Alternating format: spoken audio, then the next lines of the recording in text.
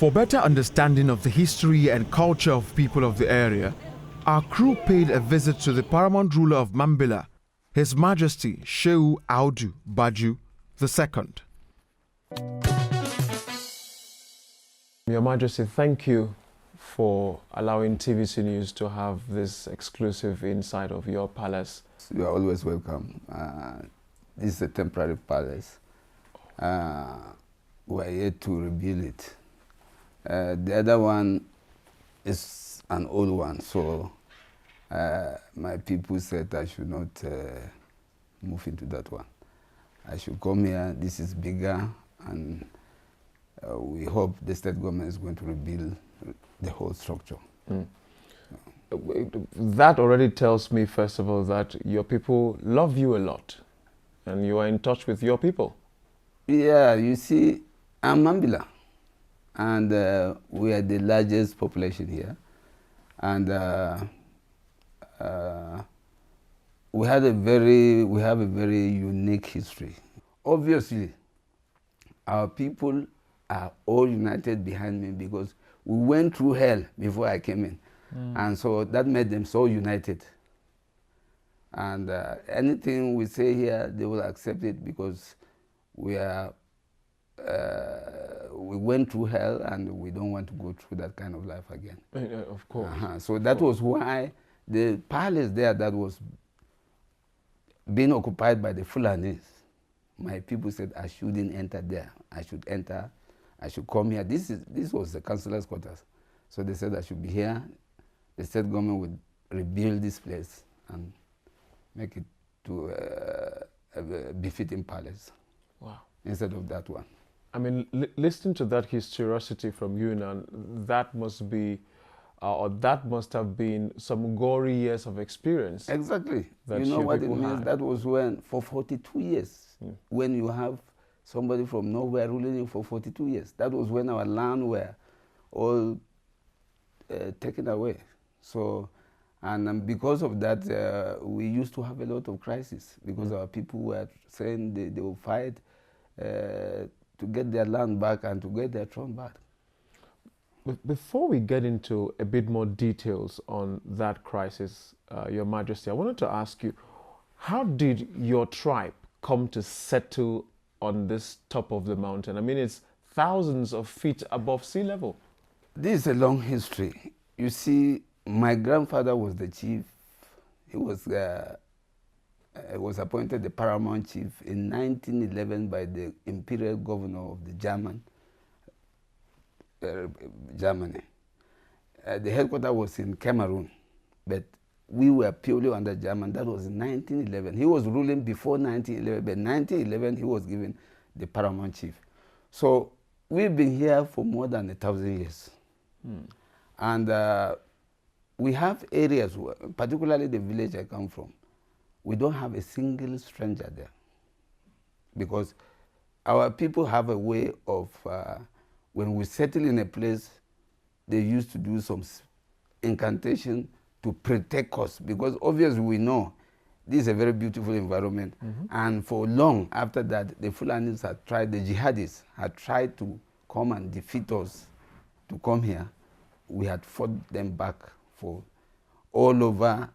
Anytime they attempt to do that, we fought them back. So they stopped over in Gashaka. That is why the chief of Gashaka, the land of Gashaka, is called an emir. I am not called an emir because our land was never conquered by the Fulanis. So I am called His Majesty instead of His Royal Highness, the Emir, so. But Gashaka too was under this local government. We used to be called Saurana local government. Kurumi too was here. So but later on they gave Gashaka local government, they gave Kurumi local government. We were all one local government, you see. So, but the jihadists were able to reach Gashaka, and they gave the grandfather of this present chief the flag, and that's why he's called the Lamdo or the Emir of Gashaka. But me, I'm a small tribe, minority tribe, so I'm called His Majesty because I wouldn't use the Fulani something. That's why I'm telling you that our people are so patriotic when it comes to protecting our land, protecting our throne, protecting everything that has to do with the land. Yes, sir. We are so patriotic about that because we went through hell. Let's bite a little bit of the hell your people had been through for those number of years. You've talked about that. For 42 years, a stranger, in quote, was your king. Exactly. And that your community had, been in war for quite a long time. We've been fighting. Let's compare then and now, Your Majesty. Since you became the king of this community, what has the situation really been? Things have become better now, and we are more united. Mambilla, you know how we minority tribes are. We are so patriotic when it comes to protecting our property and our land, because you know what it means to be a slave in your land for 42 years. Mm-hmm. When you cannot even go and see the chief because all the time you have to bring your farm produce to give it to him as if you are slaves. And this was something that our people had fought against, and now it came into us. My father died as a district head, so that man came in as a district head. He was later promoted to third class, and then he died as a second class emir. So before I came in, the throne was promoted to first class. That was Jolly. So immediately Dan Baba came in, because we were together in the university, in ABU. He was reading pharmacy, I was reading vet medicine, so we were very close. And at a stage, he squatted in my room when I was there, because when he was in part 2, he had to be off campus, so he squatted with me. Unfortunately for me, he became the governor while we were in the court, tried to find out what to do. So he called us to remove the case from the court, and we went before him. He said we should enter an agreement. We enter a gentleman agreement that we are going to rotate the kingship. The kingship. That was the only way we could resolve that issue. And he said the problem was now who is to start. The Fulani said they will start. He said, no, this is not your land. We don't even know where you came from, so why would you start? So that was why I was given. And that's why our people would not be happy to hear that I have fever or anything, because that consent judgment is going to be a problem. And until we do something to change it, it will be dangerous to our people. Mm. Let's talk about His Excellency the Governor. One of his slogans, very popular slogans, is that you should give me peace and I'll give you development. Yeah. Since you came in as the king of the community, from what you've said now, there's been so much peace. Yeah. Your people are happy with you and you are also at home with them. Yeah. Has His Excellency kept to that mandate? No, he has done it. He has done that. In fact, when he came in, the Highland Tea was not functioning. I remember it was completely not functional. And he went and bought new machineries and everything and restarted the factory. He built that Tunga Dam that is supplying the community and the factory electricity day in, day out. And the whole thing became very wonderful. I think it's one of the biggest companies in West Africa, the Highland Tea. And you saw our hospital the other time. The hospital was very small. He has expanded it. He has made some new structures, brought in a lot of equipment, made the hospital up to standard. I think that's a fine place to end our conversation tonight, Your Majesty. Thank you. Thank you, Your Majesty. Pleasure. It's my pleasure too. Thank you.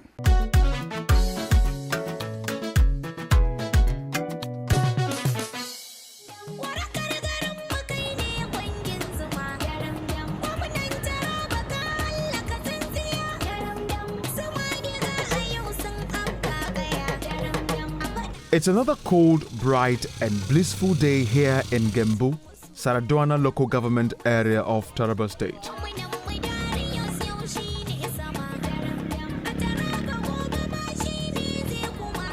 Women are going to the farm. Commercial motorcyclists were already on the move, while other residents gathered to discuss.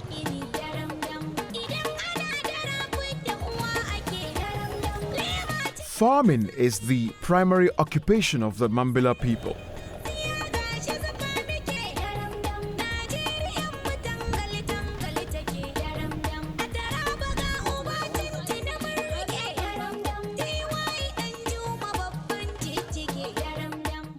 They grow avocado, corn, pepper, and other food crops. The climatic condition of Mambilla makes it very suitable to grow tropical crops. Even the cattle on the ranch here are some of the fattest and healthiest in the country. In that mountain there, you grow tea, you grow coffee, you grow avocado, you grow strawberries, you grow apples. These are all tropical fruit and plants. From grapes, you make wine. So importing wine from South Africa or importing from Italy or from Spain, you can do the wine here. Are you with me? Yes, sir. These have potentials because you have the power there anyway. And then you plant these fruits there anyway. And the weather is cooler than this room. Here you're under air condition since you came. But the temperature here is still not like the one in Mambilla. True, sir. True. It's still hotter in this room than in Mambilla. Yes, sir. And when you go, you see how they are suited up. Not like this, they wear additional suit as if they're in Europe. The women at the Gembu mini market were full of smiles as they beckoned to our crew to buy their well-displayed and brightly colored fresh farm produce. Yeah, I'm selling pear, honey, banana, and pepper. So, madam, like this? This like honey. How much? This one is 7,000. This is 3,500. This is 1,500. This is 700. This is 300 naira. This pear. This is 3,000. This is 225. And this is 115. And this is 500. Is this pear from your farm here? Yes, we get farm. This one will be from Cameroon? We get the farm here.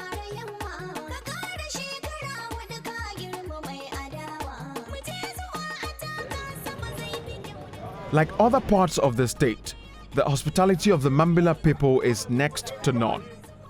At every community, the residents were always eager to interact with others.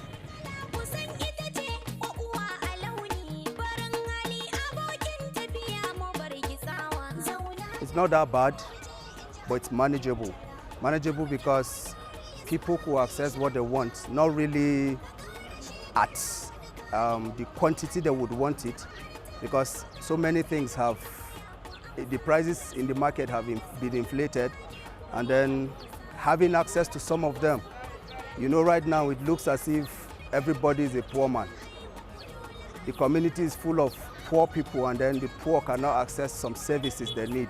Why? Because there are no sufficient money in circulation, will I say. But presently we know life it's a little better, but we thank God for that. Life is moderate. I would actually say it's moderate. It's moderate here because the cost of life, it's a little affordable. But all we would want is to see how government is able to come in to see how they could be able to control the prices in the market. I think that's the major thing we would want them to do. But for the products, we have farmers all around, and some do for their consumption, some do for commercial purposes as well. but they also have different requests for the state and federal government. Life in Gembu is manageable. In general, I can say that there are things we are lacking here seriously. This is Savour local government, Mambilla Plateau, with 1,800 meters above sea level. And with a tourist potential, this is a tourist potential. If this place is developed, it can be compared to Obudu Ranch. But this place is marginalized, it's left behind in terms of development, in terms of infrastructure, roads, infrastructure, and then light. The people here are suffering. Why? Because there is nothing to show for, and this place is not sell out to the world. We are calling on the government and the people in authorities to look into the needs of the people of this place. The duty of the government, if really they are to protect life and properties, we are seeing them to have failed in this aspect. So we are appealing to the government to see how they could try their possible best to do whatever the needful will be to bring this to an end, because people are killed and then life is lost on a daily basis. And some have taken their fate into their hands because the government is losing in its responsibility in this case. So as indigents, as citizens, we would want to appeal to the government, because all we can do is only appeal. We can't say anything. That's why I call on the youths to see how they're able to vote credible people into power. Let's see how we could have people who have the mindset of their people, who knows what government is all about, who can as well stand up to their responsibilities to protect life and properties. The most important issue here now is our roads. People are not talking about light, because if the road is bad, the machineries that will come here, or the vehicles that will carry the generators here will not be able to pass. So I have talked with this construction company, the SEC or something, they are Israelis. And in fact, they said they are going to start their work on the hill and then go down and this way, so that they want the hill to be well prepared before they start linking with other sites, because that's where the problem is. Yeah. So our major problem now is our roads. Once we get road from Jalingo or from Barua to this place, we are satisfied. We have our links to Cameroon is very easy. We can move from here. Once you go to Dorofi, we have very good roads to Cameroon. As we drive through various settlements here in Gembu, Saradwana local government area, one's attention cannot but be captured by the perfect craft of nature. Beautiful mountains, the clouds sitting majestically on the mountains, revealing the lush green skyline of the Mambilla.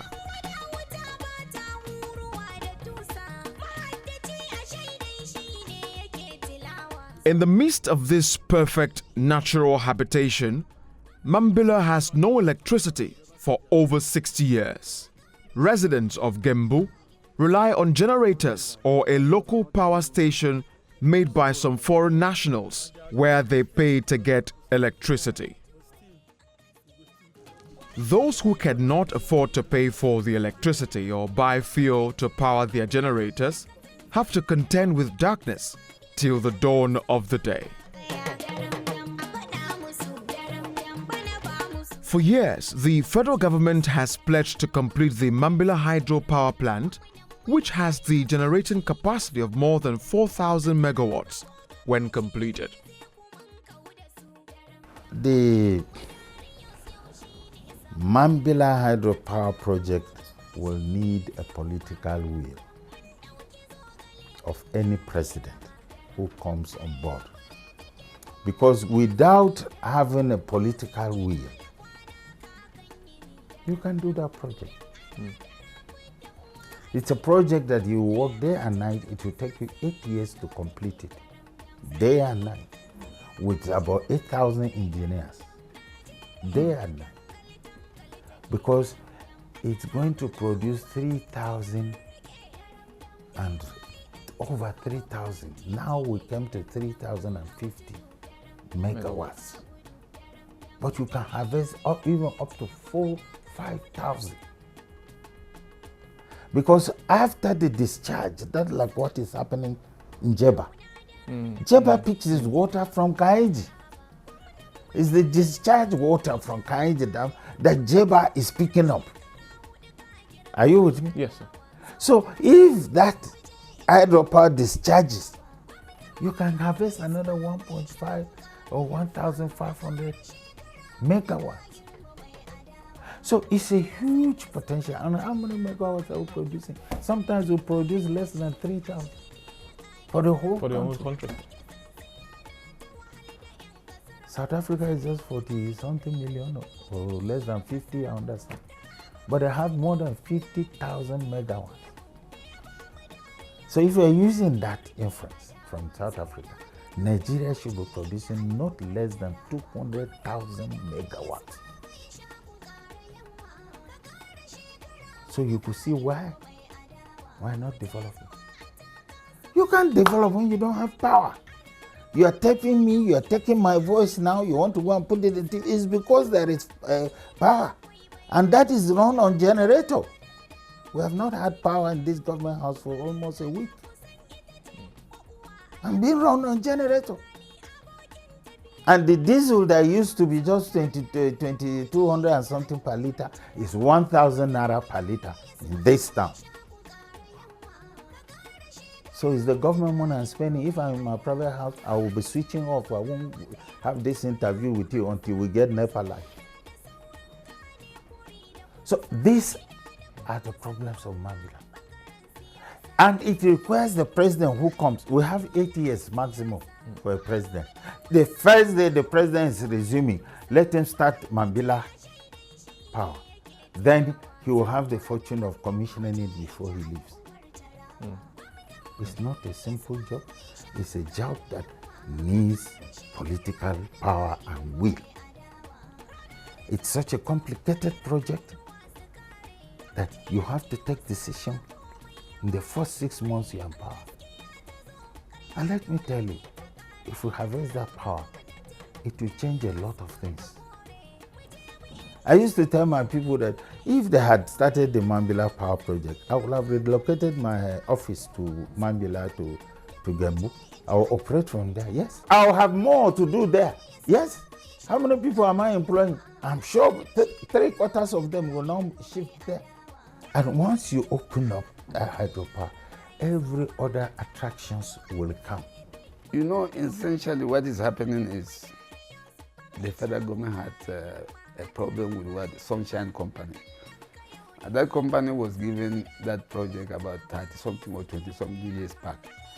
And she's claiming she has done some surveys, some work, and so on and so on, worth about $200 million US.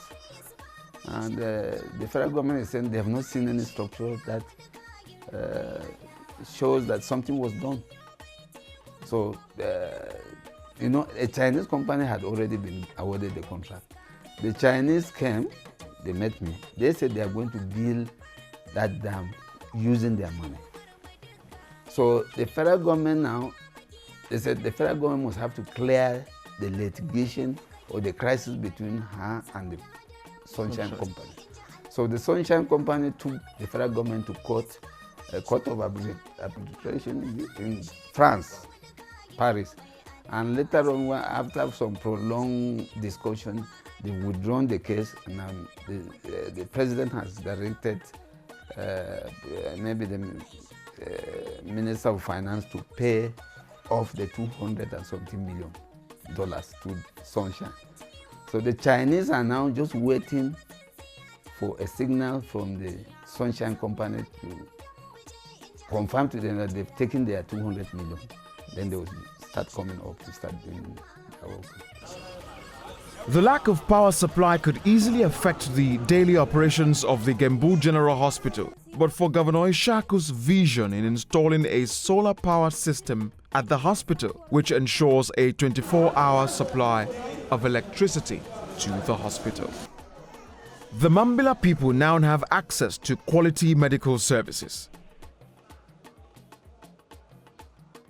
The people of the Mambilla here in Gembu, Sardauna local government area of Taraba State, at about 2,000 plus feet above sea level, with a temperature that can sometimes drop to about 4 degrees Celsius.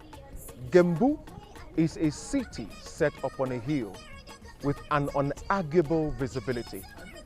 This land is blessed with immense arable land for farming as well as cattle rearing. They have the most beautiful scenery anyone can see anywhere in the world. The mountains, the undulating topography of the mountains here is absolutely breathtaking. And the oxygen, this I think is the purest air I have inhaled in maybe all of my life. Little wonder Taraba State is nicknamed nature's gift to the nation.